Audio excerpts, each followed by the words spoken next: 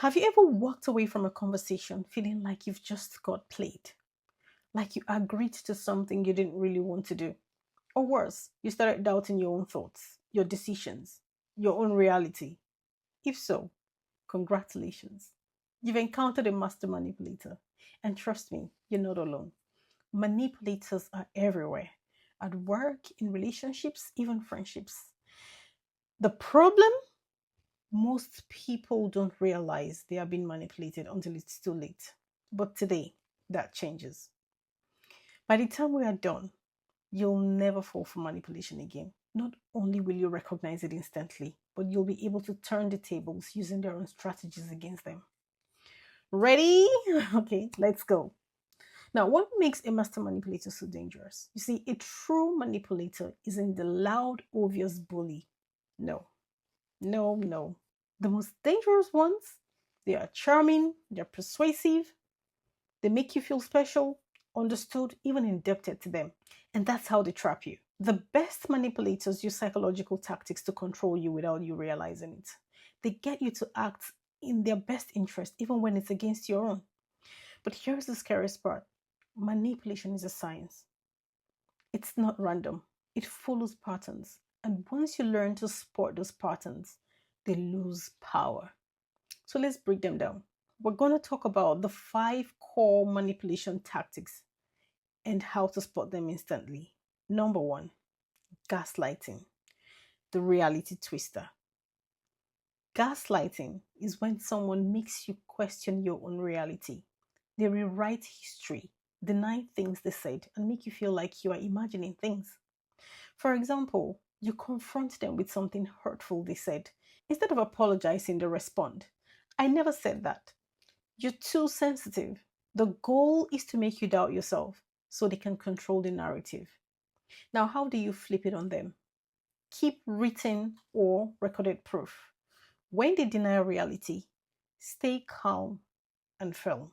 Reverse it by saying things like, "Why are you trying hard to convince me that my memory is wrong? What do you gain from that?" You see, forcing them to explain exposes their game. Number 2, guilt tripping. That's the emotional trap.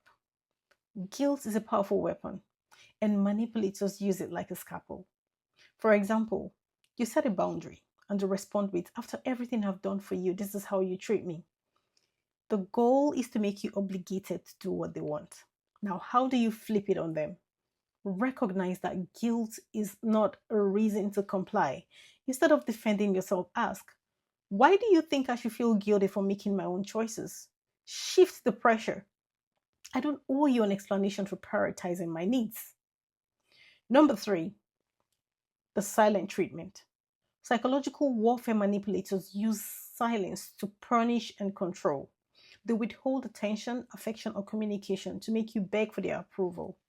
For example, you express a concern and suddenly they go silent. They act as if you don't exist. The goal is to make you panic, over apologize, and give in. Now, how do you flip it on them? Don't react. The more you chase, the more power they have. Act completely unbothered. They expect you to beg. Disappoint them. Flip it. If they break the silence, calmly say, "I noticed you went silent. Are you ready to communicate like an adult?" Number 5, love bombing and future faking, the bait and switch. You see, they make promises, shower you with compliments, and act like your biggest supporter, but it's a setup. Once they have you hooked, their behavior changes. For example, they promise the world, "You're the only one who truly gets me. I can't wait for our future together." But later, nothing changes. The goal is to get you emotionally invested so they can control you. How do you flip it on them? Slow down.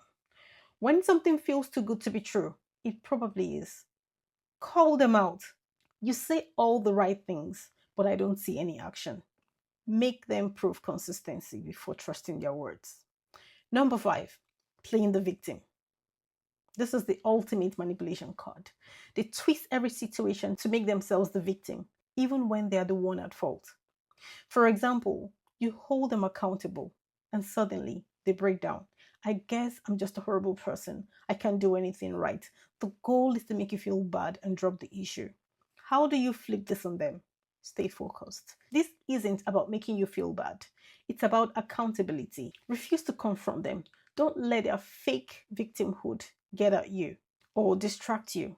Flip it. Flip it by saying, if you feel that way, what are you going to do to change your behavior? Use their own tactic against them. Now, let's talk about how to beat them at their own game. Number one, control the frame manipulators use by controlling the conversation. You take back your power by staying calm and redirecting the focus. For example, when they gaslight you, don't argue. Just state the facts confidently. We both know what happened. I am not debating this. The less reactive you are, the less control they have. Number two, master the art of pause. Manipulators rush you into decisions. They pressure you so you don't have time to think. Counter it by taking your time. When they demand an answer, say things like, I need time to think about that. You see, when you control the pace, you control the power.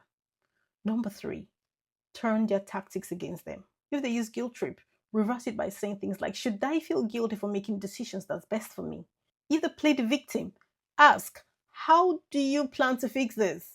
If they use silence, ignore them back. Silence is only powerful if it bothers you. Here is the truth.